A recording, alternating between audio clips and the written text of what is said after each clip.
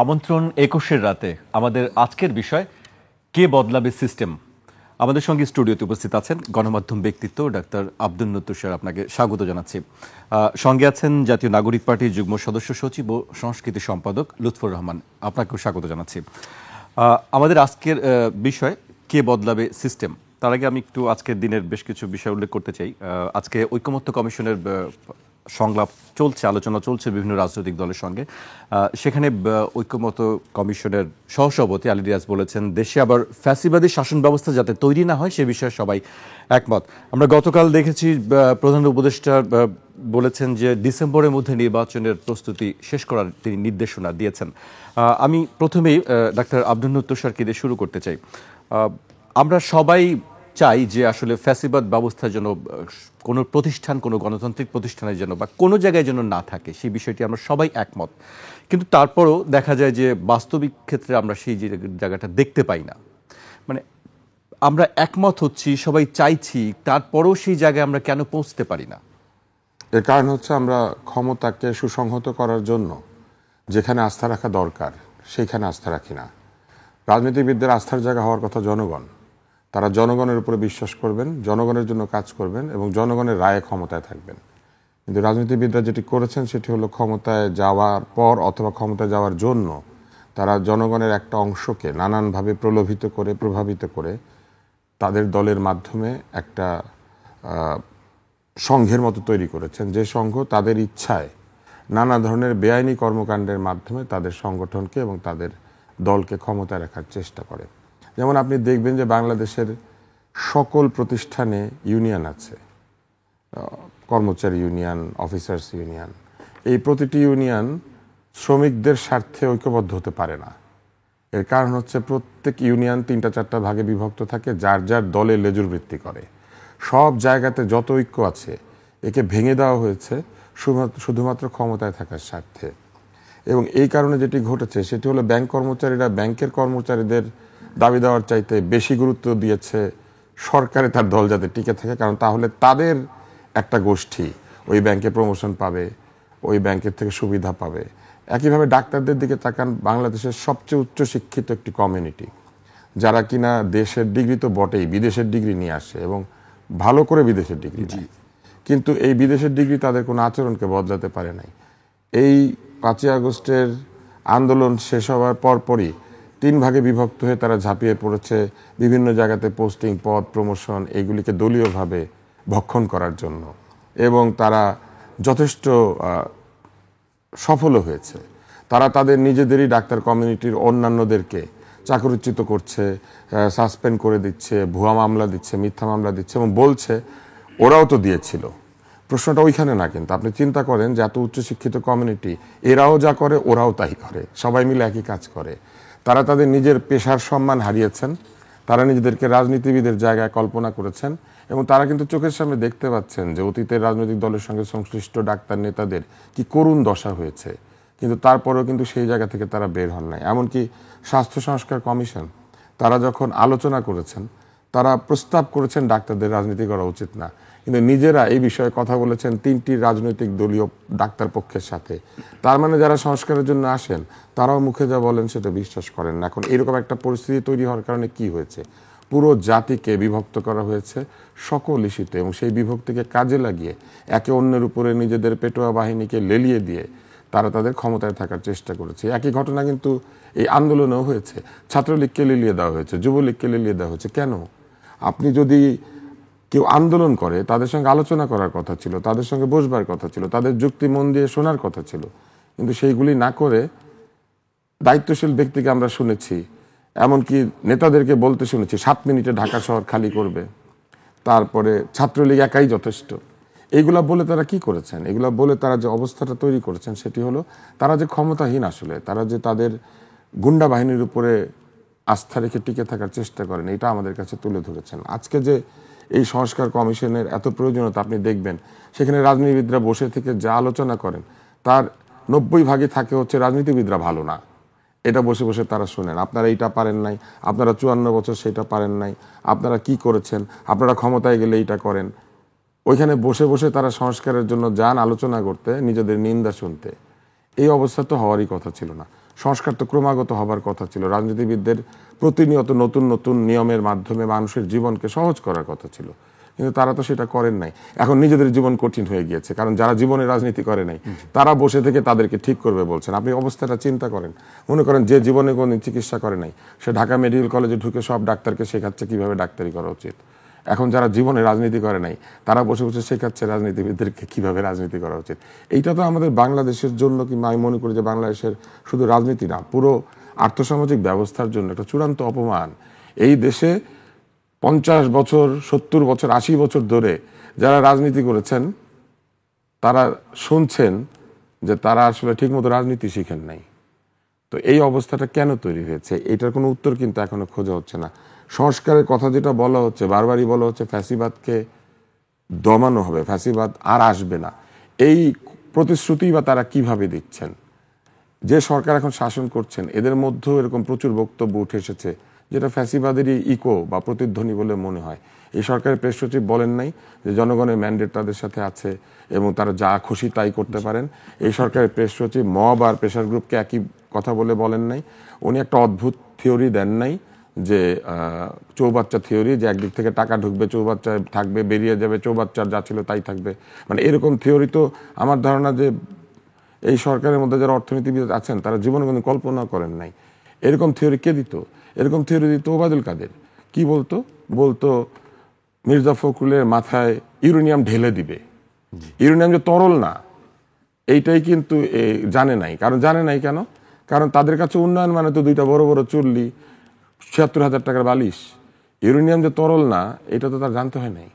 তো ওই রকম এখনো জানতে হচ্ছে না যে কোনটা মব আর কোনটা প্রেসার গ্রুপ, অথবা জানেন কিন্তু ভুলে যান। তাহলে এই সিস্টেমটা আসলে কে বদলাবে? মানুষ বদলাবে। মানুষ যতক্ষণ পর্যন্ত পরিবর্তিত না হয় ততক্ষণ পর্যন্ত সিস্টেম বদলায় না। সিস্টেম তো নিজে নিজে চলে না। সিস্টেমের তো নিজে থেকে সিদ্ধান্ত নেওয়ার কোনো ক্ষমতা নাই। সিস্টেম হচ্ছে এমন একটা প্রসেস, যে প্রসেসটা সবাই মেনে নিবে বলে সেটা মানে এবং ওই সিস্টেমটাকে রক্ষা করার জন্য চেষ্টা করে, যাতে ওইটা মানলে পরে সকলে একটা আচরণবিধির মধ্যে থাকে। কিন্তু সেটা কি মানা হচ্ছে? আপনি দেখবেন যত কুকাজ করা হয় সেই কুকাজের পর উদাহরণ দেওয়া হয়, আমাদের আগে করে নাই, অমুকে কি এটা করে যায় নাই, আমরা কি দেখি নাই? হ্যাঁ, আমরা দেখেছি বলেই তো আমরা সংস্কারের কথা বলছি, আমরা দেখেছি বলেই তো নতুন বন্দোবস্তের কথা বলছি, আমরা দেখেছি বলেই তো আমরা আশা করেছি যে এটা বদলাবে। যদি এইটাই হয় যে আমরা কি দেখি নাই বলে যদি ওইটাই আবার দেখতে হয়, তাইলে সবই তো অর্থহীন। জি, তুষার ভাই, আমি আপনার কাছে আবারও আসবো। আমি এই পর্যায়ে লুৎফর রহমানের কাছে আসতে চাই। আপনার নতুন রাজনৈতিক দল, রাজনীতিতে নতুন তরুণ, আমি আপনাদের কাছে প্রত্যাশাটা সবসময় বেশি জাতির। মানে আসলে এই সিস্টেম যেটি দীর্ঘদিন ধরে আমাদের দেশেই চলছে, সেইগুলো আসলে কে বদলাবে? আপনারা নতুন বন্দোবস্তর কথা বলছেন, তারপরেও আমরা দেখছি বিভিন্ন বিতর্ক, আলোচনা, সমালোচনা এগুলো আছেই। ধন্যবাদ ২১ টিভিকে, ধন্যবাদ আমার সহ আলোচক যিনি রয়েছেন। আসলে আমরা সিস্টেম বদলের কথা যখন বলি, আমরা এই অভ্যুত্থানের ভেতরেই, গণ অভ্যুত্থানের ভেতরেই এই আলোচনাগুলো ছিল। আসলে যখন আমরা ৩ তারিখে শহীদ মিনার থেকে এক দফার ঘোষণা দেওয়া হয়, সেই এক দফার ঘোষণার ভেতরেই নতুন রাজনৈতিক বন্দোবস্ত এবং ফ্যাসিবাদের বিলুপের যে আলোচনাটি, সেই প্রস্তাবনাটি কিন্তু রেখেই মানুষের সামনে, জনতার সামনে এক দফার ঘোষণাটি হয়েছিল। তার মানে অভ্যুত্থানটা ঘটেছিল একটা পরিবর্তনের আকাঙ্ক্ষা নিয়ে, একটা বদলের আকাঙ্ক্ষা নিয়ে। কিন্তু অভ্যুত্থান ঘটার পরে আমরা কি দেখলাম যখন সংস্কারের আলোচনা হচ্ছে, সংস্কার প্রস্তাবনা হচ্ছে, বড় বড় রাজনৈতিক দলগুলোর এই সংস্কার নিয়ে এক ধরনের বিরাগ, তারা সংস্কারটি চান না। তারা সেই পুরাতন রাজনৈতিক যে বন্দোবস্তটি সেটিকে চালিয়ে নিতে চান। কারণ এটার ভেতরে তাদের যে পূর্বের রাজনৈতিক অভিজ্ঞতা, পূর্বের রাজনৈতিক ফলাফল, মানে যেটা তারা ভোগ করে এসেছেন, সেটারই একটা লিগেসি তারা ক্যারি করতে চান।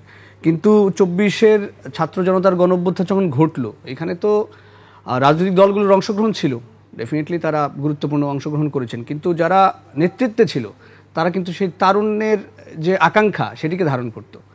সেই জায়গা থেকে আমরা বারবারই বলার চেষ্টা করেছি যে রাজনৈতিক দলগুলোর যে রাজনৈতিক পরিবর্তনের আকাঙ্ক্ষা, সেটা দলগুলোর ভেতরে থাকতে হবে।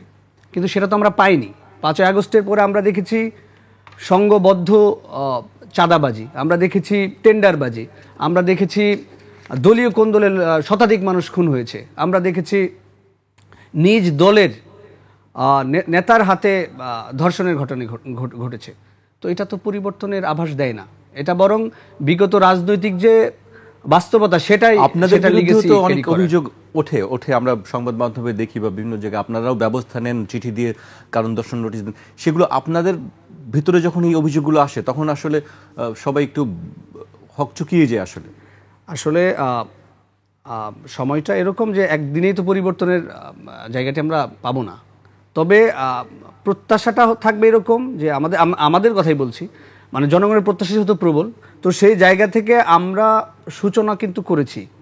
আমরা চাই যে দলের ভেতরে যখন এই ধরনের অভিযোগগুলো উঠবে সেই অভিযোগগুলোর ব্যাপারে খতিয়ে দেখতে এবং যথাযথ ব্যবস্থা গ্রহণ করতে। ইতিমধ্যে আপনারা দেখেছেন যে আমাদের দলের যে কয়জনের বিরুদ্ধেই অভিযোগ এসেছে সেই অভিযোগের ভিত্তিতেই কিন্তু তাদেরকে শোকজ করা হয়েছে, কাউকে কাউকে বহিষ্কার পর্যন্ত করা হয়েছে। তো আমরা এই পরিবর্তনের এই যে জায়গাটি সেটা কিন্তু আমরা ধরার চেষ্টা করছি। জি, এবার আসি, আপনি তো জুলাই পদযাত্রায় অংশ ছিলেন আপনি, সেখানে আসলে কি ধরনের সাড়া পাচ্ছেন বা এই জুলাই পদযাত্রা দিয়ে আসলে রাজনীতিতে কি বার্তা দিতে চায় এনসিপি? আমাদের জুলাই পদযাত্রার মূল যে বাস্তবতা, আমরা যেই মোটো নিয়ে বা যেই শিরোনামটি নিয়ে আমরা এগোচ্ছি সেটা হচ্ছে বিচার, সংস্কার এবং নতুন সংবিধানের দাবিতে দেশ গড়তে জুলাই পদযাত্রা। তো পদযাত্রাটি মূলত এই যে গত বছর জুলাই আগস্টের যে গণঅভ্যুত্থান সেটারই এক ধরনের স্মৃতিচারণ, মানুষের ভেতরে সেই আকাঙ্ক্ষা, সেই প্রেরণাটিকে পৌঁছে দেওয়ার জন্য আমাদের এই পদযাত্রা। তো আমরা ইতিমধ্যে উত্তরবঙ্গ শেষ করে এখন আমরা খুলনাতে, আজকে সম্ভবত মাগুরাতে আমাদের পদযাত্রাটি চলছে। তো আমি নিজেই রংপুর এবং রাজশাহীতে গিয়েছিলাম। সেখানে যেটি দেখেছি যে মানুষের অভূতপূর্ব সাড়া, মানুষের ভেতরে এক ধরনের নতুনত্বের যেই ডাক সেটা তারা শুনতে পাচ্ছেন, সেই ডাকে তারা সাড়া দিচ্ছেন মানুষের ভেতরে, সেটা আমরা দেখতে পাচ্ছি। এবং অনেকে বলার চেষ্টা করছেন যে এরা উৎসুক জনতা, এরা দেখতে আসছে, এরা ভোট দেবে না। আমরা এই কথা বলছি না যে তারা ভোট দিকে, এই কথা দিকে আমরা যাচ্ছি না। মানুষের আগ্রহ পরিবর্তনের প্রতি, মানুষের আগ্রহ নতুনত্বের প্রতি, আমরা সেদিকে এখন মূল ফোকাসটি রাখতে চাই। আমরা এইটা দেখাতে চাই যে মানুষ আসলে পরিবর্তন চায়, যারা পরিবর্তনের ডাক দিচ্ছে মানুষ তাদের ডাকে সাড়া দিতে চায়। জি, এখানে আপনাদের আরেকটু জানতে চাওয়া যে আপনারা যে থাকছেন, অনেকেই আছে, সেটা কিভাবে, কোথায় থাকছেন? আমরা স্থানীয় আমাদের জেলাগুলোতে প্রায় আমাদের 40টির মতো জেলা কমিটি রয়েছে, সমন্বয় কমিটি রয়েছে। তো তারাই মূলত সেখানের ব্যবস্থাটি করছেন এবং এটা আমাদের সেন্ট্রাল এবং লোকাল যারা সংগঠক রয়েছেন তাদের সমন্বয়ে স্থানীয়ভাবে আমরা স্থানীয় হোটেল, মোটেল সেগুলোতেই আমরা থাকছি। জি, আমি তুষার ভাইয়ের কাছে আবার আসতে চাই একটি অন্য প্রসঙ্গে, জাতীয় নির্বাচনের প্রতীকের বিষয়ে আসতে চাই। এটি নিয়ে গতকাল থেকে কথা হচ্ছে। আমি একটি সার্জিস লিখেছেন ফেসবুক পোস্টে, আমি সেটি একটু পড়তে চাই। শাপলা জাতীয় প্রতীক নয়, জাতীয় প্রতীকের একটি অংশ। একইভাবে ধানের শীষ, পাটপাতা এবং তারকাও জাতীয় প্রতীকের অংশ। শাপলা যদি রাজনৈতিক দলের প্রতীক না হতে পারে তাহলে ধানের শীষও প্রতীক হতে পারবে না। আর যদি জাতীয় প্রতীকের যে কোনো একটি অংশ রাজনৈতিক দলের প্রতীক হতে পারে তাহলে শাপলাও হতে পারবে। এ বিষয়ে আপনার বক্তব্য জানতে চাই। আসলে না, শাপলা এবং ধানের শীষের একটি, নির্বাচন কমিশন প্রতীক হিসেবে যাকে যা বরাদ্দ দিবে সেটাই প্রতীক হতে পারবে, এই সিদ্ধান্তটা আসলে নির্বাচন কমিশনের। দলগুলি তাদের পছন্দসই প্রতীক চেয়ে নির্বাচন কমিশনকে বলতে পারে, কিন্তু এটা বলতে পারে হচ্ছে নির্বাচন কমিশনের অনুমোদিত প্রতীক থেকে তাকে একটা প্রতীক বেছে নিতে হবে। আপনি নিজে নিজে একটা প্রতীক ডিজাইন করে নির্বাচন কমিশনে যাওয়ার কথা না, যে আমি একটা প্রতীক ডিজাইন করে নিয়ে এসেছি, আপনি এটা আমাকে দিয়ে দেন। অথবা আপনি একটা বেছে নিয়ে নিজে নিজে যাওয়ার কথা না।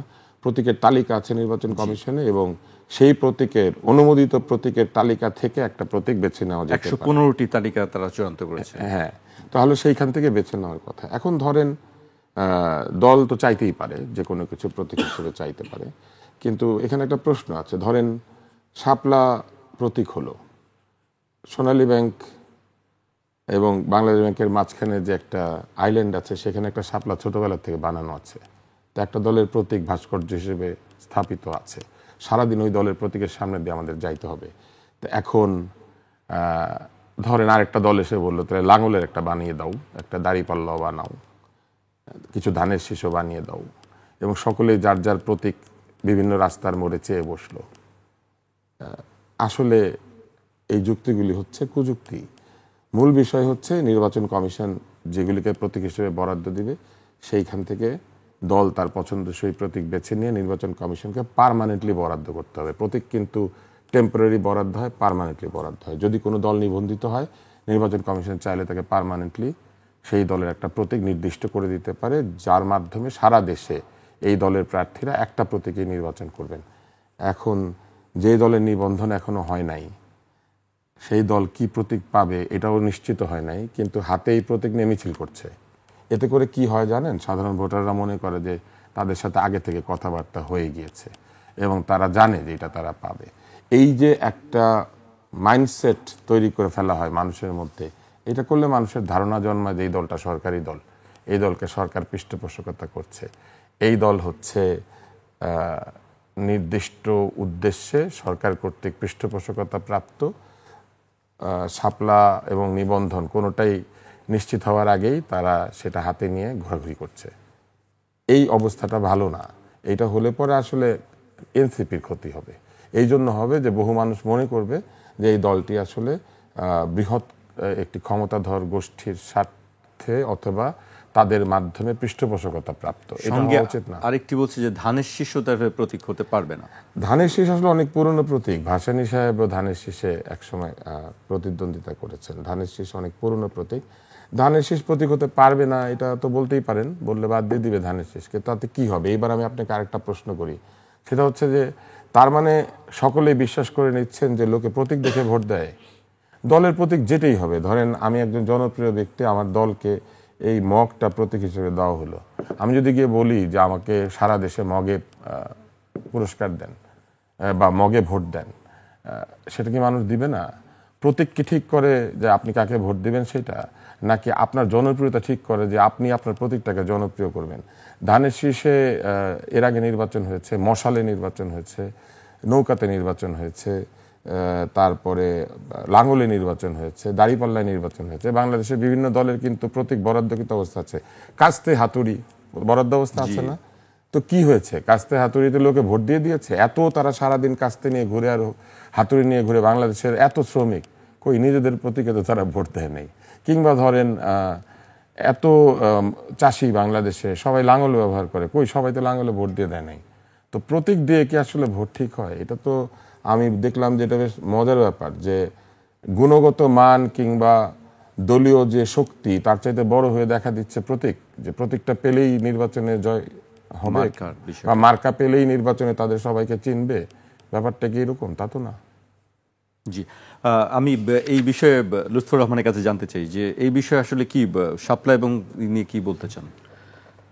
দেখুন, আমাদের যখন দল গঠন হয় তখন আমরা একটা ক্যাম্পেইন চালিয়েছিলাম, তো আপনার চোখে নতুন বাংলাদেশ। সেই ক্যাম্পেইনে আমরা দলের নাম, দলের কি প্রতীক হতে পারে এ ব্যাপারে আমরা ওপেন পোল দিয়ে মানুষের কাছে জানতে চেয়েছিলাম।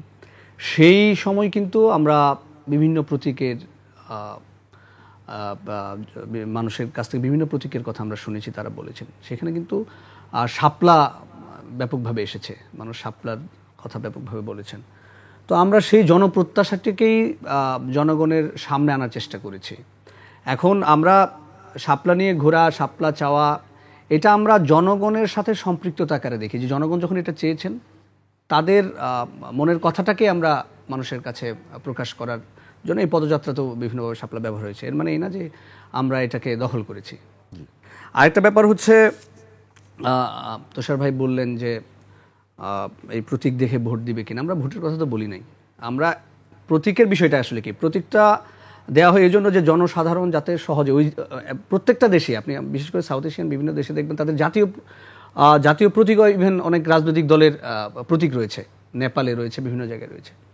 তো এটার অর্থ হচ্ছে যে জাতীয় এই সিম্বলগুলা, বিশেষ করে যেগুলো একদম সমাজের সকল স্তরের মানুষের কাছেই সহজ, আর সবসময় চোখে দেখা যায়, সবসময় ছোঁয়া যায়, ধরা যায়, এই প্রতীকগুলা মানুষ আসলে ভেতর থেকে ধারণ করার মতো ব্যাপার। যেমন ধানের শীষ। এখন ধানের শীষ, ভাইজিটি বললেন যে শাপলা চত্বর আছে, শাপলা চত্বর, এখন আরেকজন লাঙ্গলের কথা বলবে। এখন সারা বাংলাদেশে হচ্ছে ধানের দেশ, এখানে প্রচুর ধান আবাদ হয়। তো এখন ধান ক্ষেতগুলা কি বিএনপির? এখন লাঙ্গল দিয়ে ধান চাষ করে, ব্যাপারগুলো এরকম না। ওই প্রতীকগুলা বা ওই চিহ্নগুলা সাধারণ মানুষের জীবনে দৈনন্দিন কাজকর্মের সাথে জড়িত। তো শাপলাও বিলে ঝিলে শাপলা ফোটে, মানুষ এটার সাথে সম্পৃক্ততা ফিল করে। তো আমরা ওই জন্যই জনসাধারণের ওই মনের আকুতি থেকেই শাপলা প্রতীক পাওয়ার জন্য আমরা আবেদন করেছি। এখন নির্বাচন কমিশন যেটি বলেছেন সেটি নিয়ে আমরা আসলে খুব বেশি সন্তুষ্ট নই, কারণ তাদের যে ব্যাখ্যা, তারা নীতিগত সিদ্ধান্ত কোন আইনের ভিত্তিতে নিয়ে সেটা আমরা জানি না। কারণ ইতিমধ্যে আমরা দেখেছি বিভিন্ন রাজনৈতিক দলে জাতীয় বিভিন্ন সিম্বল রয়েছে, বিশেষ করে জাতীয় ফল কাঁঠাল একটি রাজনৈতিক দলের প্রতীক। আবার জাতীয় প্রতীকের বিভিন্ন অংশ, মানে অনেকে শাপলাকে জাতীয় প্রতীক বলার চেষ্টা করেন, আসলে শাপলা তো জাতীয় প্রতীক নয়, জাতীয় প্রতীকের একটা অংশ। ওইখানে ধানের শীষ রয়েছে, পাট পাতা রয়েছে, তারকা রয়েছে, তো তারকাও একটি দলের প্রতীক। তো এটা এভাবেও চিন্তা করা যায়। আমরা ইসির পক্ষ থেকে যে বক্তব্যটি এসেছে, আমরা মনে করি এটা কোনো রাজনৈতিক দলের বক্তব্যের মতো হয়ে গেছে। কারণ যখন আমরা শাপলা প্রতীকটি চাই, তখন বাংলাদেশের বিভিন্ন রাজনৈতিক দলের নেতৃবৃন্দ বলার চেষ্টা করেছেন এটি তো জাতীয় প্রতীক, নানাভাবে যাতে শাপলা না দেওয়া হয়।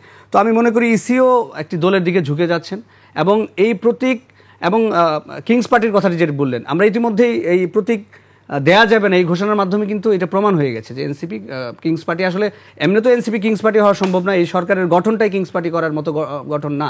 পাশাপাশি এই যে প্রতীক নিয়ে যেই আবার প্রতীকটি কখন আপনার এই ধরনের বক্তব্য দিল, যখন সারা বাংলাদেশে এনসিপি পদযাত্রা করছে এবং মানুষের বিপুল সাড়া পাচ্ছে, এই সময় এ ধরনের বক্তব্য তারা জনগণকে একটা বিভ্রান্ত করার আসলে চেষ্টা রয়েছে এটার মধ্যে।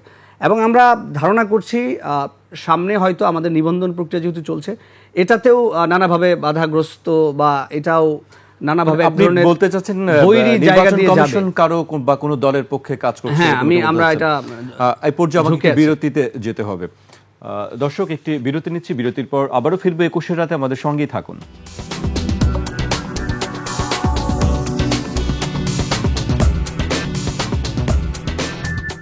বিরতির পর আবারও স্বাগত। আপনারা দেখছেন 21 রাত। আমাদের সঙ্গে আছেন গণমাধ্যম ব্যক্তিত্ব ডাক্তার আব্দুন্নুর তুষার, এবং সঙ্গে আছেন জাতীয় নাগরিক পার্টির যুগ্ম সদস্য সচিব ও সংস্কৃতি সম্পাদক লুৎফর রহমান। বিরতিতে যাবার আগে আমরা প্রতীক নিয়ে কথা বলছিলাম, সংস্কার নিয়ে বিষয় নিয়ে কথা হচ্ছিল। আরেকটি বিষয়, গতকাল প্রধান উপদেষ্টার প্রেস উইং থেকে জানানো হয়েছে যে নির্বাচনের আগে লটারির মাধ্যমে ডিসিএসপিদের রদবদল চান। আমি তুষার ভাইয়ের কাছে জানতে চাই, এই লটারির মাধ্যমে ডিসিএসপিদের যদি রদবদল হয় তাহলে আসলে কি সুবিধা আর অসুবিধাটা কি হতে পারে? সুবিধাই হবে না, উল্টা অসুবিধা হতে পারে। ধরেন লটারিতে কোনো একটি অঞ্চলে একই ধরনের মানসিকতার সব ডিসিএসপি চলে গেলেন, তো এইটা তো ওনারা চাচ্ছেন এইটা নিশ্চিত করতে যে কোনো একটি জায়গাতে concentration of same kind of people হবে না, বা একই ধরনের চিন্তা ভাবনা করেন এমন লোকেরা যাবেন না।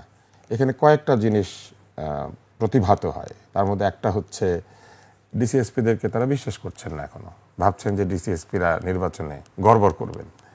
কিন্তু এই ডিসিএসপিদেরকে তারা নতুন করে নিয়োগ দিয়েছেন, কিন্তু নিজেরাই নিয়োগ দিয়েছেন। দ্বিতীয়, তারা যেটা করছেন সেটা হচ্ছে তারা ভাবছেন লটারি করলে দৈব ক্রমে ফেরেশতারা এসে লটারিটা এমনভাবে ঠিক করে দিবে যে যেভাবে তারা মনে মনে ভেবেছেন সেইভাবেই ভাগ্য উঠবে। যে কারণে স্কুলে লটারিতে ঠিক মতো বাচ্চা ভর্তি হতে পারে না, প্রত্যেক বছর এটা নিয়ে অভিযোগ ওঠে। আর সেইখানে সারা বাংলাদেশের ডিসিএসপি লটারি করে তারপরে তারা ঠিক করবেন জায়গা মতো সবার নামটা ঠিক জায়গা মতো উঠে যাবে।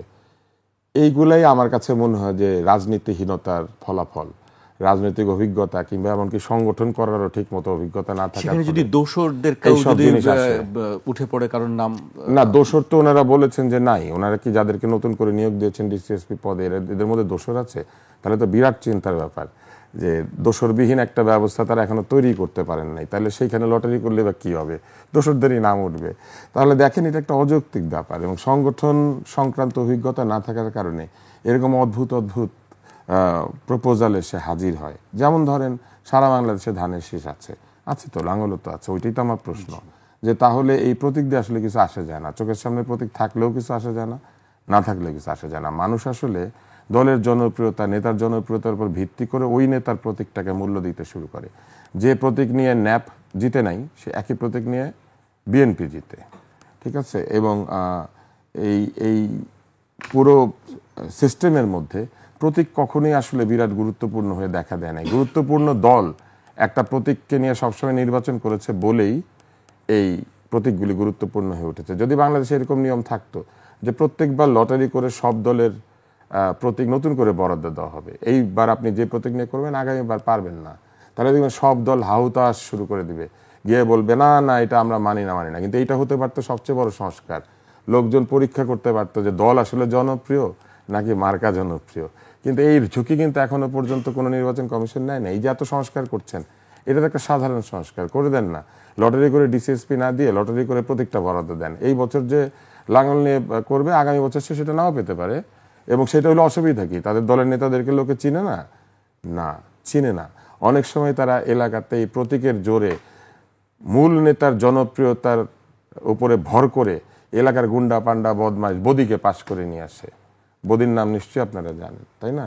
তো বদি পাশ করে কেন? বদি পাশ করে কারণ দল পাওয়ারফুল, দলের পাওয়ারে বদি পাশ করে। বদি এমনি পাশ করবে না, বা দলের জন্য সুবিধা হয়। কারচুপি করার সময় প্রত্যেক বছর আমরা দেখেছি যে মার্কা হলেই চলে, একই মার্কায় প্র্যাকটিস করে, হ্যাঁ একই মার্কায় প্র্যাকটিস করে, ফলে দলের লোকজন জানে অন্ধের মতো সিল দিতে পারে কারচুপি করার সময়। তো এই প্রতীক বদলে দেন। দেখেন, এটা শুনলে এখনই বলবে আমার মাথায় গড়বড়, এটা কিন্তু তারা বলবে না তাদের মাথায় গড়বড়। তারা চাইলে প্রতীক বদলানোর ঝুঁকি নিতে পারছেন না। ফলে প্রতীক খুবই সিলি ইস্যু। কিন্তু যেটা ম্যাটার করে সেটা হচ্ছে একটি নিরপেক্ষ এবং লেভেল প্লেয়িং ফিল্ড তৈরি করা, যেখানে সব দল মনে করবে যে নির্বাচনে কোনো ধরনের প্রভাব বিস্তার করা হবে না। কিন্তু আমরা দেখেছি এরই মধ্যে সরকারের সাথে সংশ্লিষ্ট একাধিক ব্যক্তি নির্দিষ্ট রাজনৈতিক দলের প্রতি তাদের স্নেহ বর্ষণ করেছেন। এবং সেই স্নেহ বর্ষণের বিরাট জায়গাটি হচ্ছে সরকারের ভেতর থেকে বের হয়ে এসে একজন উপদেষ্টা একটা দলের সভাপতি হয়েছেন, তার বন্ধুরা ওইখানে আছে এখনো, যারা একই সঙ্গে আন্দোলন করেছিলেন। ফলে এই সরকারের মধ্যে একমাত্র একটি নির্দিষ্ট রাজনৈতিক দলের মনোভাবাপন্ন ব্যক্তিরা আছেন, এটা আমরা বলতে পারি। এবং শুধু তাই না, পদত্যাগের দিন প্রেস সচিব বলেছেন উনি ভবিষ্যতের প্রধানমন্ত্রী একজনের মধ্যে দেখতে পায়। আপনি দেখেন কেমন স্ববিরোধী কথা।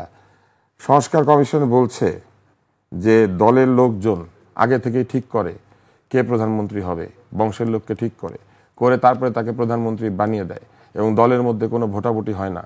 কে প্রধানমন্ত্রী হবে এটা গণতান্ত্রিকভাবে নির্বাচিত হয় না। এই জন্য প্রধানমন্ত্রী আর দলের প্রধান একই লোক হইতে পারবে না। ওনারা কিন্তু সংস্কার কমিশনে বলেছেন। তারপরে বলেছেন 10 বছরের বেশি কেউ হতে পারবে না। অথচ একটা দল যেদিন তৈরি হবে মাত্র, সেই দিন প্রেস সচিব ঘোষণা করে দিয়েছে ভবিষ্যতের প্রধানমন্ত্রী কার মধ্যে দেখতে পায়। কেন? এনসিপিতে আর কোনো নেতা নাই ভবিষ্যতের প্রধানমন্ত্রী তার মধ্যে দেখা যায়। ধরেন আমি তো সার্জিসের মধ্যে দেখতে পাই ভবিষ্যতের প্রধানমন্ত্রী, কারণ সে আগের প্রধানমন্ত্রীর সাথে বেশ চলাফেরা করেছে একসময়। তো ও কেন প্রধানমন্ত্রী হতে পারবে না? বা ধরেন হাসনাত কেন পারবে না? বা ধরেন এই যে তাজনুভা জাবিন কেন পারবে না? উনি কেন শুধু নাহিদের মধ্যে দেখতে পেল ভবিষ্যতের প্রধানমন্ত্রী?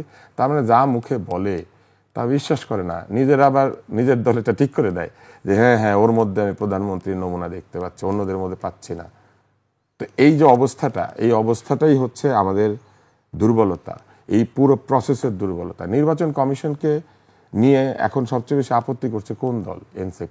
এনসিপি বলছে যে এই নির্বাচন কমিশন ঠিকমতো আচরণ করছে না। কিন্তু এই নির্বাচন কমিশন কে তৈরি করেছে, কখন তৈরি হয়েছে? এটা কি 5ই আগস্ট আগে তৈরি হয়েছে না পরে? এমন একটা নির্বাচন কমিশন কিভাবে তৈরি হলো? কারা তাদেরকে নির্বাচন করলো? কিভাবে তাদেরকে বেছে নেওয়া হলো? এটা তো তাহলে আমরা জানতে চাইবো। এত অল্প দিনের মধ্যে তারা একটা দলের দিকে ঝুঁকে গেল, এবং এটা কি সত্য অভিযোগ? যদি সত্য অভিযোগ হয়ে থাকে এটা তো গুরুতর অভিযোগ। তার মানে নির্বাচনের আগে আবার নতুন করে নির্বাচন কমিশন তৈরি করতে হবে। আপনি দেখেন এগুলো কোনোটাই আসলে ঠিক যৌক্তিক জায়গায় আমরা নাই। আমরা সকলেই ব্যস্ত আছি কিভাবে ক্ষমতায় যাওয়ার বিষয়টিকে একটু সহজতর করা যায়। এতে কোনো অসুবিধা নাই, রাজনৈতিক দল সেটাই করবে। কিন্তু রাজনৈতিক দল সেটা করার মধ্যে দিয়ে কোথাও পরিবর্তন আনতে পারে নাই। আমরা আওয়ামী লীগের সময় দেখতাম সোশ্যাল মিডিয়াতে একদল তরুণ ফেক অ্যাকাউন্ট তৈরি করে নানান ধরনের কাণ্ড কারখানা করে প্রতিপক্ষকে আক্রমণ করছে, বাজে কথা বলছে, গালিগালাজ করছে, অ্যাকাউন্টের চরিত্র হনন করছে। সিপি গ্যাং নামে একটা গ্যাং তৈরি করে তাদের পেছনে লোকজনকে লেলিয়ে দেওয়া হতো। সেটাকে কাউন্টার করার জন্য আবার আলাদা দল তৈরি হয়েছিল, কেল্লা, মঞ্চ, এরকম নাম দিয়ে। আলটিমেটলি সেই ইকোসিস্টেম থেকে কি বের হওয়া গেছে? উল্টো আমরা দেখছি কোনো কোনো সংবাদপত্র পর্যন্ত একই ধরনের আচরণ করতে শুরু করছে। এর ওর স্ট্যাটাস নিয়ে ছাপিয়ে দিচ্ছে, প্রতিবাদ হচ্ছে, সংবাদপত্রের বিরুদ্ধে তরুণরা বক্তব্য দিচ্ছে, তরুণদের বিরুদ্ধে আবার আরেক দল লোক বলছে। আমরা কি শুধুমাত্র এইটুকু সংস্কার আশা করতে পারতাম না যে তরুণদের পক্ষে একটা বিরাট জনগোষ্ঠী আছে যারা যৌক্তিক কথা বলে কিন্তু গালি দেয় না? আমরা কি একটাবার আহ্বান দেখতে পেতাম না, পারতাম না যে তারা বলছেন যে আমাদের হয়ে গালিগালাজ করবেন না, আসেন আমরা বড়দেরকে শ্রদ্ধা করি, ছোটদেরকে স্নেহ করি, আমরা যেমন স্নেহের প্রত্যাশী আপনারাও তো সম্মানের প্রত্যাশী, আসুন আমরা আমাদের গুরুজনদেরকে শ্রদ্ধা করি। কই এই দাবি তো আমরা কোথাও দেখি না। আমরা দেখি আগের মতোই হুমকি ধমকি, এটা করা হবে, ওকে ভেঙে দেওয়া হবে, ওকে গুড়িয়ে দেওয়া হবে, এমনকি জনগণকে সাথে নিয়ে ষড়যন্ত্রকারী মহলের পরিচয় ফাঁস করে দেওয়া হবে। অত্যন্ত গুরুত্বপূর্ণ ব্যক্তি তার পত্রের মধ্যে এটা লিখেছেন, তার ঘোষণার মধ্যে এটা লিখেছেন। জি, আমি তুষার ভাই আপনার কাছে আবার আসবো। আপনার এই কথা নিয়ে আমি আসলে লুৎফর রহমানের কাছে আসতে চাই। আজকে নাহিদ ইসলাম বলেছেন যে মানে ত্যাগের রাজনীতি থেকে তারা বের হয়ে আসতে চান। তুষার ভাই যেমন বলছিল যে আসলে কারোর মতের সঙ্গে না মিললে দেখা যায়, আমরা আগেও দেখেছি সে জামায়াত শিবির রাজাকার ট্যাগ লাগিয়ে দেওয়া হয়, আজকে অন্য এক দলের ট্যাগ লাগিয়ে দেওয়া হয়। এই জায়গা থেকে নাহিদ ইসলাম বলছেন যে আমরা ট্যাগের রাজনীতি থেকে বের হয়ে আসতে চাই। আপনি কিভাবে আসলে এটি দেখতে চান? আমি 2016 সালে ঢাকা বিশ্ববিদ্যালয়ে ভর্তি হওয়ার পরে আমি 2017 সালের একদম জানুয়ারিতেই আমাকে একটা ট্যাগ দিয়ে হল থেকে বের করে দেয়। কেন বের করে দেয়? আমি ফেসবুক পোস্টের কারণে, মানে একটা পোস্ট লাইকের কারণে। তো আমি নিজেও আমাকে নিজেও ট্যাগ দিয়ে বের করে দেওয়া হয়েছে। এরপর থেকে ক্যাম্পাসে সেই 2017 থেকে নিয়ে 24 পর্যন্ত যতদিন আমি ক্যাম্পাসে ছিলাম সবসময় সোচ্চার ছিলাম এই ট্যাগের রাজনীতির বিরুদ্ধে, এখনও সোচ্চার আছি। তো এখন এটার নানাভাবে ব্যাখ্যা করা যায়। মানে তুষার ভাই আলোচনাটা আমলাতন্ত্র বা আমি ওইদিকে একটু আলোচনাটা আগে সেরে আসি। সেটা হচ্ছেন উনি বাংলাদেশের ডিসিএসপি বদল, এগুলো নিয়ে অনেক আলোচনা হলো। কিন্তু আমরা 5 তারিখ পরে আসলে কি দেখলাম? আমরা ভেবেছিলাম 5 তারিখের পরে আমলাতন্ত্রে একটা আমল পরিবর্তন হবে এবং এটার ফলে যে দলীয় আমলা, এবং ভাই যেটি বললেন যে বিভিন্ন ইউনিয়ন, ডাক্তারদের সংগঠন, শ্রমিকদের সংগঠন, এই যে দলীয় ব্যবস্থা, মানে একটা দলীয় আমলাদের ভেতরে একটা দলীয় জায়গা যেটা, সেটার বিরুদ্ধে কিন্তু কেউ কথাও বলেনি এবং সেটার বিরুদ্ধে কেউ সোচ্চার হয়নি, সরকারও ব্যবস্থা নেয়নি। যার ফলে আগামীতে কারা ক্ষমতায় যাবে, আমলাতন্ত্র সেই ক্ষমতামুখী ধারণা থেকে তারা সিদ্ধান্ত নিয়ে ফেলেছে। আমরা এখন বিভিন্ন থানায়, বিভিন্ন জেলার ডিসিএসপিকে নানাভাবে দেখছি তারা যারা আগামীতে কারা ক্ষমতায় আসছে সেই সম্ভাবনাকে তারা ধরে নিয়ে তারা আচরণ করছেন। তো এমনভাবে যদি এই আচরণটা চলতে থাকে, আমরা একটা রিপোর্টে দেখলাম, প্রথম আলোর একটা রিপোর্টে, যে প্রায় 16,000 কেন্দ্র, ভোট কেন্দ্র ঝুঁকিপূর্ণ। তো এই ক্ষমতামুখী আমলাতন্ত্রের ভেতর দিয়ে গিয়ে এই 16,000 ঝুঁকিপূর্ণ কেন্দ্র আমরা রেখে কিভাবে একটি সুষ্ঠু ইলেকশন আমরা পাবো?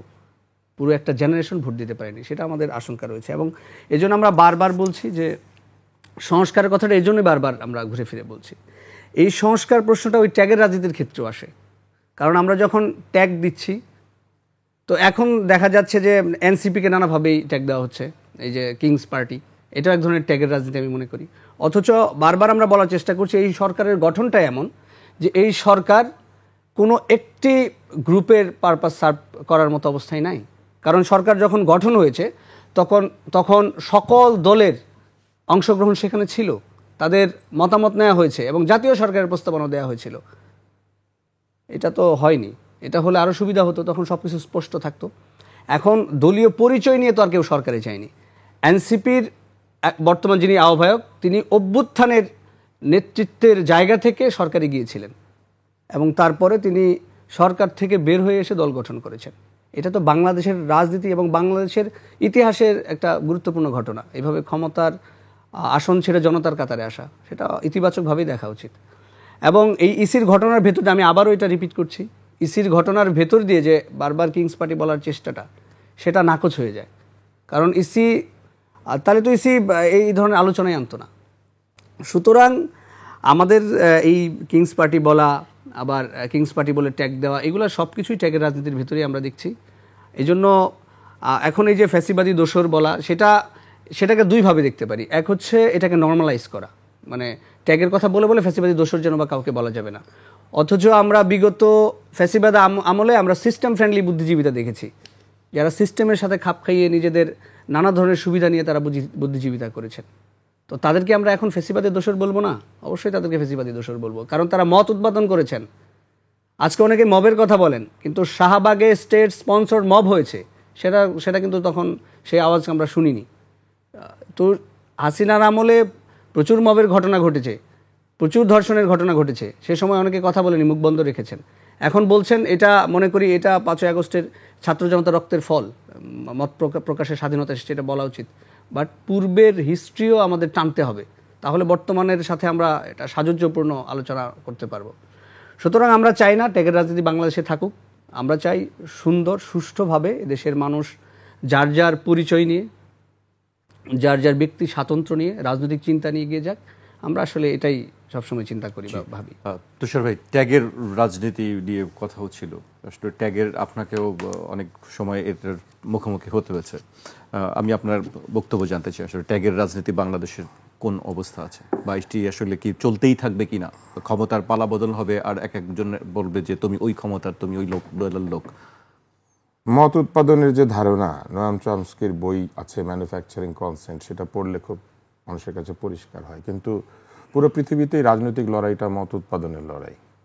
আপনি সত্য পথে আছেন, তারপরও সত্যের পথে আপনাকে মত উৎপাদন করতে হবে, কারণ আপনি তো কোনোভাবে একা সমাজে পরিবর্তন আনতে পারেন না। ফলে আপনার মত যে ঠিক, সেটা আবার অন্যের মধ্যে প্রবিষ্ট করাতে হবে। ফলে মত উৎপাদন সবসময় নেগেটিভ না।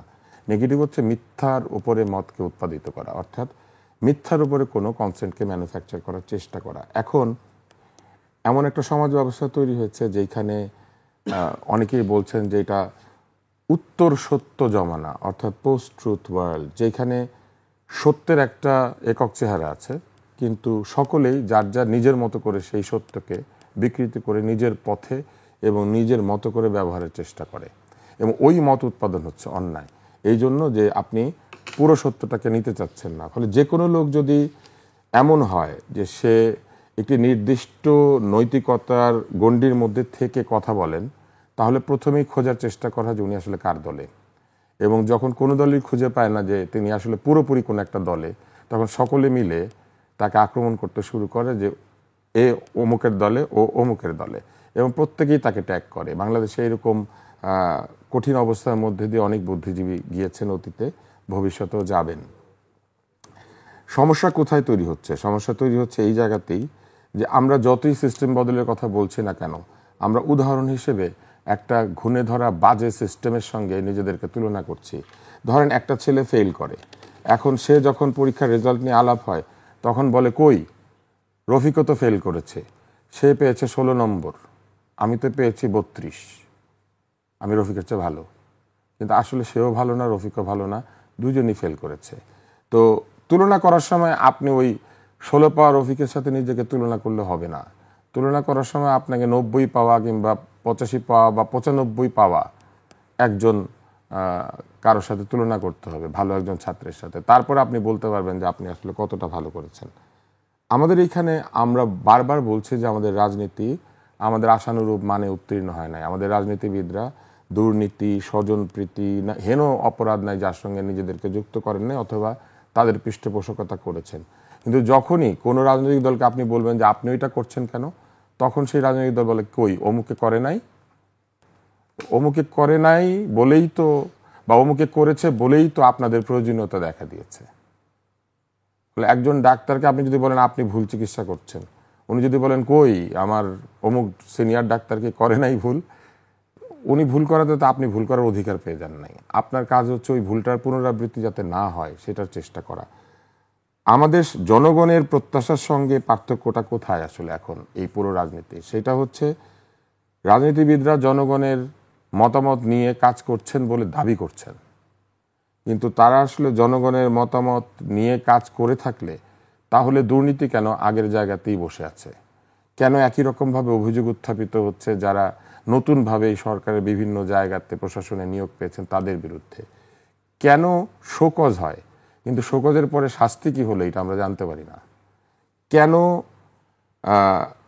বলা হয় যে আগের সরকারের সময় বা আগের রাজনৈতিক দলগুলি ইচ্ছামতো অর্থ এবং বৃত্তের প্রদর্শনী করেছে?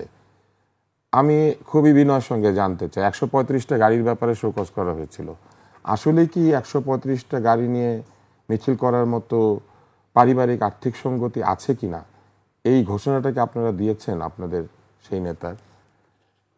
এইটা তো আসলে আমাদের জানতে ইচ্ছা করে। কোনো কারণ নাই, 135টা কেন, 550টা গাড়ি নিয়েও করতে পারে। কিন্তু যদি করে এই মিছিলটা, তাহলে আগের 550টা গাড়ির ব্যাপারে প্রতিবাদ করার যে অধিকারটা থাকে সেটা কমে যায়। এখন দেখেন, এই সরকার অন্তর্বর্তী সরকার, কিন্তু এর অন্তর্বর্তীকালীন বিদায় কত তারিখে বা কোথায় হবে এই রোডম্যাপ এখনো পর্যন্ত এই সরকার দেয়নি। ডিসেম্বরের মধ্যে নির্বাচনের প্রস্তুতি সম্পন্ন করতে বলেছে, কিন্তু ডিসেম্বর থেকে কত মাসের মধ্যে নির্বাচন হবে এইটা কি পরিষ্কারভাবে সন্তারিখ সহ ঘোষণা করা হয়েছে? হ্যাঁ, ডিসেম্বরের মধ্যে আপনি প্রস্তুতি নিয়ে বসে থাকলেন। এশিয়া কাপে যাবে বলে ঋতুপর্ণা এখনই ব্যায়াম করে ড্রেস ট্রেস কিনে বসে থাকলো, কিন্তু ধরেন এশিয়া কাপে আদৌ সে যাবে কি না এইটা কেউ ঘোষণা দেয়নি। তো ব্যাপারটা কি ওরকম দাঁড়িয়ে যাচ্ছে না? জি, আমি লুৎফর রহমানের কাছে আসতে চাই এই পর্যায়ে। জুলাই ঘোষণাপত্র নিয়ে এখনো এক ধরনের অস্পষ্টতা আছে রাজনৈতিক দলগুলোর মধ্যে। কেউ বিএনপির ব্যাপার থেকে বলা হচ্ছে যে হয়তো খুব শিগগিরই তারা এই বিষয়ে একটা সিদ্ধান্ত জানাবে। এনসিপির কি ভাবছে জুলাই ঘোষণাপত্র নিয়ে? এনসিপি ইতিমধ্যে ঘোষণা দিয়েছে যে সরকার জুলাই ঘোষণাপত্র দিতে বারবার ব্যর্থতার পরিচয় দিয়েছে। তারা দুইবার ঘোষণা দিয়েও আসলে সেটি পারেনি। কেন পারেনি এটা জাতির কাছে স্পষ্ট।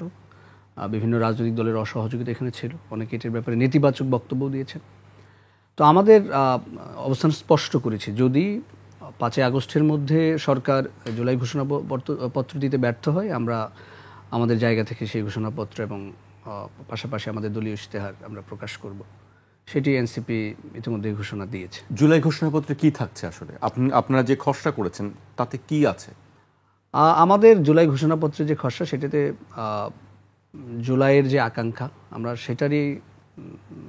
সেটা যাতে বাস্তবায়ন হয় সে ধরনের ব্যাপারগুলি এসেছে। সেভাবেই ঘোষণাপত্রের খসড়াটি তৈরি করেছি। আমি আবার তুষার ভাইয়ের কাছে আসতে চাই, একটু অন্য প্রসঙ্গে যেতে চাই। আমরা একটি বিষয়ে লক্ষ্য করেছি যে শেখ হাসিনা 5 আগস্টের আগে চীন সফর করেছিলেন। তারপরে আমরা দেখলাম বিভিন্ন রাজনৈতিক দল, বিএনপির পক্ষ থেকে একটি প্রতিনিধি দল চীন সফরে গিয়েছিল। আজকে রাতেই জামায়াতের একটি প্রতিনিধি দল চীন সফরে যাচ্ছে। এনসিপির সঙ্গে কথা হচ্ছিল যে এনসিপি এ ধরনের কোনো চীন সফরে কোনো পরিকল্পনা আছে কিনা। আপনার কাছে আমার জানতে চাওয়া যে আসলে সবাই কেন চীন সফরে যায়? চীন কেন সবাইকে আমন্ত্রণ জানাচ্ছে এটাও জিজ্ঞেস করতে হবে। সারা পৃথিবীতে এখন একটা ক্ষমতার টানাপোড়েন চলছে। পরাশক্তির যে ধারণাটি ছিল সেই ধারণাটি অনেকখানি বদলে যাচ্ছে। আপনি দেখবেন যে আজকেই পত্রিকায় এসেছে যে পুতিন এক ভয়াবহ শুদ্ধি অভিযান পরিচালনা করছেন বলে মানুষ মনে করছে। পুতিনের ঘনিষ্ঠ সহযোগীরা উধাও হয়ে যাচ্ছে, ছাদ থেকে পড়ে যাচ্ছে। ট্রাম্প সারা দুনিয়ার অর্থনীতিকে নাড়া লাগিয়ে দিয়েছেন ইউএসএআইডি বন্ধ করে দিয়ে, ইউএসএআইডির ফান্ডিং। এর আগে আপনার নিশ্চয়ই মনে আছে বিশ্ব স্বাস্থ্য সংস্থাকেও টাকা দেওয়া তিনি বন্ধ করেছিলেন আগের বার। এবং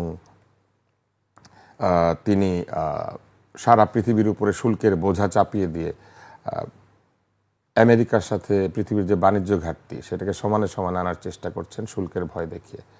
তো এই সব কিছু কিন্তু ঘটছে এবং এরই ফাঁকে চীন কিন্তু বহুদিন ধরে এশিয়াকে নিয়ন্ত্রণের মাধ্যমে এশিয়া এবং আফ্রিকাতে বিনিয়োগ বাড়িয়ে তারা সারা পৃথিবীতে তাদের একটা অর্থনৈতিক এবং রাজনৈতিক আধিপত্য স্থাপন করার একটা চেষ্টা করছে। সেইখানে বেল্ট অ্যান্ড রোড ইনিশিয়েটিভ আছে, সেখানে আলাদা করে আন্তর্জাতিক ব্যাংক তৈরির চেষ্টা আছে, সেখানে আলাদা রাজনৈতিক এবং অর্থনৈতিক জোট তৈরির চেষ্টা আছে, সেইখানে রাজনৈতিকভাবে বিভিন্ন দেশকে প্রভাবিত করার চেষ্টা আছে। এগুলো কোনোটাই আমি মনে করি না যে ভুল।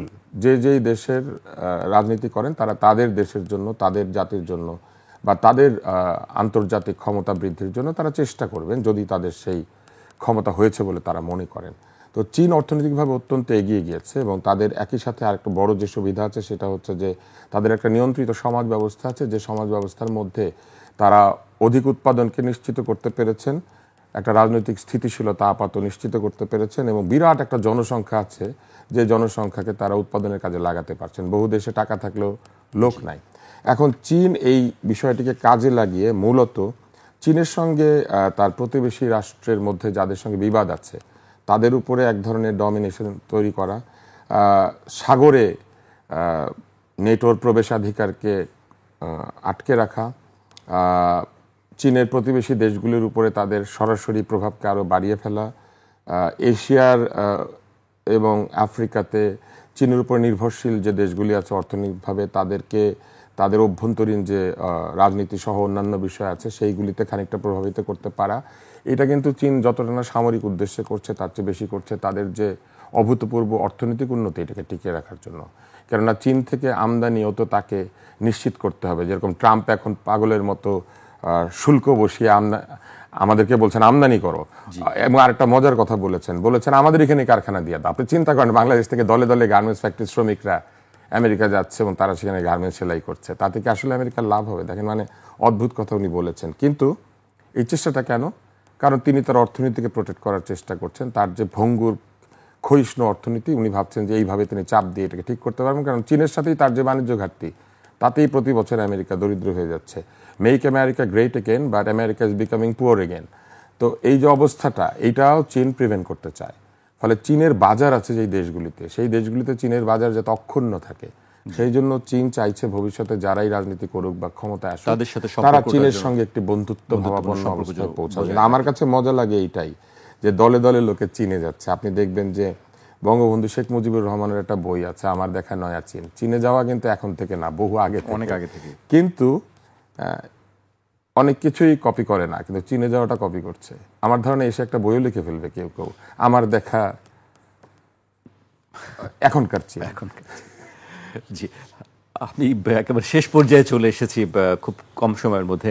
আমি আপনার কাছে যে জিনিসটি জানতে চাই যে আসলে চীনের ব্যাপারটা তো বলছিলেন যে আপনারাও কি আসলে আপনাদের দলগত থেকে চীনের বিষয়ে চীন সফরের কোনো পরিকল্পনা আছে কিনা? আরেকটি বিষয় হচ্ছে যে আপনি যেহেতু সংস্কৃতি সম্পাদক জাতীয় নাগরিক পার্টির, সেক্ষেত্রে আপনাদের খুব একটা সাংস্কৃতিক কার্যক্রম আমরা দেখি না।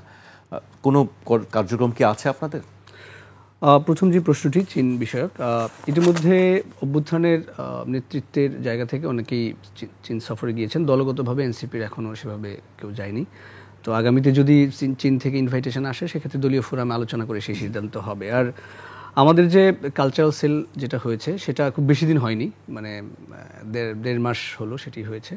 তো আমরা এই জুলাই পদযাত্রাতেও আমরা চেষ্টা করছি কালচার বিভিন্ন এলিমেন্ট যুক্ত করার। আমরা পথনাটক, বিভিন্ন ধরনের কালচারাল বিভিন্ন ধরনের এলিমেন্ট আমরা যুক্ত করার চেষ্টা করছি। তো সামনে আমরা কালচারাল উইং করব, সমাজের বিভিন্ন সাংস্কৃতিক সামাজিক ব্যক্তিবর্গদেরকে নিয়ে। তো আমরা সাজানোর চেষ্টা করছি, খুব অল্প সময়ই হয়েছে। সো আমরা চেষ্টা করে যাচ্ছি। 1 বছর বর্ষপূর্তি যখন 5 আগস্ট উপলক্ষে কোনো কর্মসূচি, সাংস্কৃতিক কর্মসূচি কি? 5 আগস্ট উপলক্ষে আমাদের পরিকল্পনা রয়েছে, এখনও সেটি পুরোপুরি মানে সিদ্ধান্তটি নিতে পারিনি। আমাদের 3 তারিখ পর্যন্ত কর্মসূচি দেয়া আছে, আমরা খুব শীঘ্রই সেটি জানাবো। জি, আপনাকে অনেক ধন্যবাদ আমাদেরকে সময় দেওয়ার জন্য। তুষার ভাই, আপনাকে অনেক ধন্যবাদ আমাদেরকে সময় দেওয়ার জন্য। দর্শক, আজ এখানেই শেষ করছি। আবার দেখা হবে রোববার রাত 12টায়। আপনারা সবাই সুস্থ থাকুন, নিরাপদে থাকুন, আর 21-এর সঙ্গেই থাকুন।